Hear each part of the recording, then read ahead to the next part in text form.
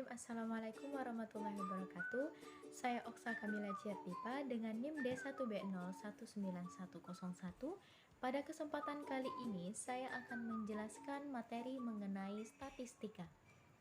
Statistika berasal dari bahasa Latin yaitu status yang artinya negara atau yang menyatakan segala hal yang berhubungan dengan ketatanegaraan.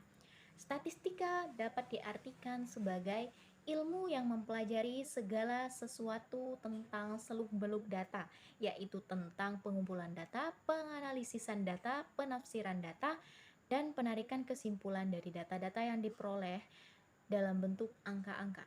Nah, adapun unsur-unsur dari statistik, yang pertama itu ada data, pelaku data, kesimpulan, dan angka-angka. Apa sih peranan statistik nih dalam kehidupan sehari-hari? Yakni sebagai penyedia bahan-bahan atau keterangan-keterangan berbagai hal untuk diolah dan ditafsirkan.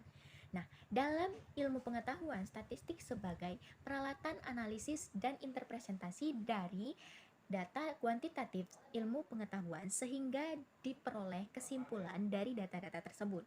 Nah, muncullah cabang-cabang ilmu baru yang digabungkan dengan ilmu statistika. Yang pertama ada ekonometri, yakni gabungan dari ilmu ekonomi dan statistika.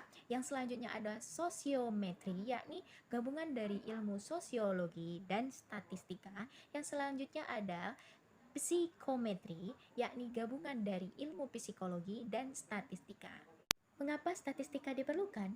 Karena statistika digunakan untuk alat bantu menjelaskan hubungan antara variabel-variabel. Nah, variabel ini merupakan sesuatu yang nilainya tidak tetap, seperti salah satu contohnya harga barang. Nah, selanjutnya itu membuat rencana dan ramalan, yang selanjutnya mengatasi berbagai perubahan, dan yang terakhir itu membuat keputusan yang lebih baik. Statistik dibagi menjadi beberapa bagian. Yang pertama berdasarkan cara pengolahan datanya. Terbagi lagi menjadi dua bagian, yaitu yang pertama statistik deskriptif, yaitu bagian dari statistik yang mempelajari cara pengumpulan dan penyajian data sehingga mudah dipahami, meliputi distribusi frekuensi, angka indeks, time series, korelasi, dan regresi sederhana. Selanjutnya ada statistik inferensi atau induktif, yaitu bagian dari statistik yang mempelajari mengenai penafsiran dan penarikan kesimpulan yang berlaku secara umum dari data yang tersedia, meliputi probabilitas, distribusi teoritis, sampling dan distribusi sampling, pendugaan populasi, uji hipotesis, analisis korelasi dan uji signifikansi, analisis regresi untuk peramalan. Yang kedua, berdasarkan ruang lingkup penggunaannya meliputi statistik sosial dan statistik ekonomi. Yang ketiga, yakni berdasarkan bentuk parameternya, meliputi dua bentuk. Yang pertama, statistik parametrik, yakni bagian dari statistik yang parameter populasinya mengikuti distribusi tertentu. Yang kedua, statistik non-parametrik, yakni bagian dari statistik yang parameter populasinya tidak mengikuti distribusi tertentu. Selanjutnya, terdapat metodologi statistika, yakni pemecahan masalah secara statistik yang terdiri atas beberapa tahap.